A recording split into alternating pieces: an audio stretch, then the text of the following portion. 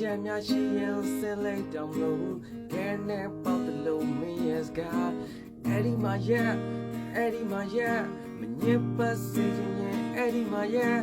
နာမို့လဲရဲလို့ကုတ်ဖို့လဲရဲတယ်ပြာရောင်နှကမ်းပါကတွေ့စွန်အိမ်မက်တွေရက်ဆက်တယ်မပြောပါနဲ့ရက်ဆက်ရတာအရာသာပဲမင်းလဲဘယ်မှာလင်းစီမြတွေ့တဲ့စီစဉ်သားပြီးအိတ်ဆက်လိုက်ပါအောင်ဘာချစ်